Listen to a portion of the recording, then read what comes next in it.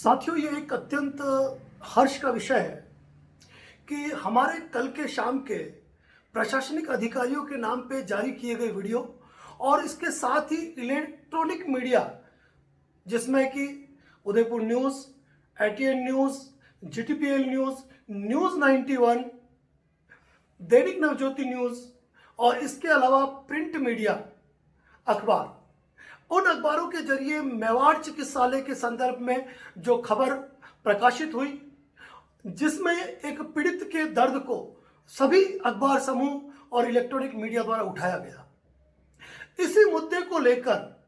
ऐसा पहली बार देखा गया है, संभवतः मैं कहूंगा कि उदयपुर इतिहास में ऐसा पहली बार हुआ होगा जब किसी मामले के अंदर 24 घंटे के अंदर विभाग ने जांच के आदेश जारी किए। अभी कुछ ही देर पहले एटीएन न्यूज़ के माध्यम से और उदयपुर न्यूज़ के माध्यम से यह जानकारी प्राप्त हुई कि चिकित्सा विभाग ने इस मामले पर तुरंत संज्ञान लेते हुए विपक्षी चिकित्सालय मेवाड़ हॉस्पिटल को नोटिस जारी कर दिए हैं और जांच अधिकारी के रूप में एडिशनल सीएमएचओ साहब को नियुक्त किया गया है। और यह जानकारी न्यूज़ चैनल के माध्यम से श्रीमान सीएमएचओ साहब दिनेश जी खराड़ी साहब द्वारा दी गई। उम्मीद करते हैं कि एडिशनल सीएमएचओ साहब इस मामले में पूरी निष्पक्षता के साथ दूध का दूध और पानी का पानी करते हुए पीड़ित को न्याय दिलाएंगे, क्योंकि यहाँ किसी एक पीड़ित की बात नहीं आती है, यहाँ बात आती है उन हजारों पीड़ितों की जो आज की तारीख में निजी चिकित्सालयों के शिकार हो रहे हैं। हम डॉक्टर्स को भगवान कहते हैं और इस कोरोना काल में हमने उन्हें ईश्वर का दर्जा दिया है, लेकिन वहां पर यदि कुछ ऐसी परिस्थितियां उत्पन्न होती है तो इनके खिलाफ विभागीय कार्यवाही आवश्यक है। साथ ही इस मामले में कहना चाहूंगा विशेष रूप से पुलिस विभाग से कि आपके एक्शन की भी उतनी ही जरूरत है, ताकि कल किसी पीड़ित रोगी के साथ फिर कोई ऐसा हादसा ना हो कि किसी को अपनी जान गंवानी पड़े या अपने शरीर के अंगों को काटना पड़े। उदयपुर की जनता इन मामलों को बखूबी समझती है और उदयपुर के इलेक्ट्रॉनिक मीडिया और अखबार समूह ने इस मामले को प्रमुखता के साथ उठाया और अगर पीड़ित को इंसाफ मिलता है तो इसका पूरा और पूरा श्रेय जो जाएगा वह हमारे उदयपुर के इलेक्ट्रॉनिक मीडिया समूह और उदयपुर के उन समाचार पत्रों को जाएगा जिन्होंने इस न्यूज़ को प्रकाशित किया। एक बड़े समाचार पत्र से मुझे जरूर शिकायत रहेगी, क्योंकि जब भी हमने किसी जनहितैषी मुद्दे को उठाया है तो न जाने क्यों आपके द्वारा उन मुद्दे को प्रकाशित नहीं किया गया। विज्ञापन ही सब कुछ नहीं होता है। मानवीयता, मानवीय मूल्य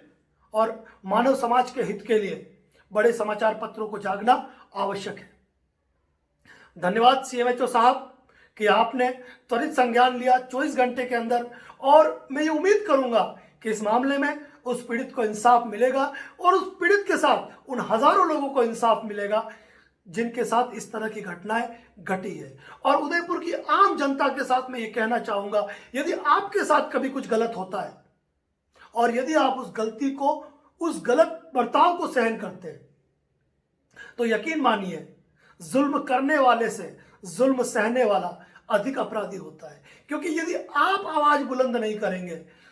तो इसी कारण आगे लोगों पे इस प्रकार की प्रताड़नाएं होती रहती है। आपके साथ कहीं भी कुछ गलत होता है, आप ये मत सोचिए कि कानून में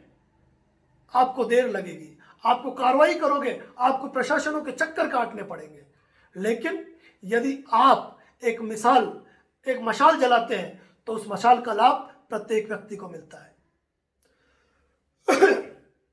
इस केस के अंदर उम्मीद करता हूं कि न केवल सीएमएचओ साहब, अपितु इस केस से जुड़ा हुआ प्रत्येक व्यक्ति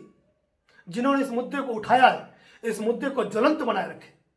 और अन्य विभाग जिनको भी हमने ये रिपोर्ट प्रेषित की है वह भी इस मामले के अंदर अपने स्तर पर संज्ञान ले। और मानवाधिकार आयोग स्वयं आ गया है, क्योंकि प्रत्येक विभाग को पीड़ित अपनी टूटी टांग के भरोसे जाकर उनको यदि ज्ञापन दे, उनको यदि रिपोर्ट दे तो यह हो सकता है उसके लिए संभव नहीं हो। लेकिन अखबार की खबरें, इलेक्ट्रॉनिक मीडिया समूह की आवाजें, जैसा कि कल के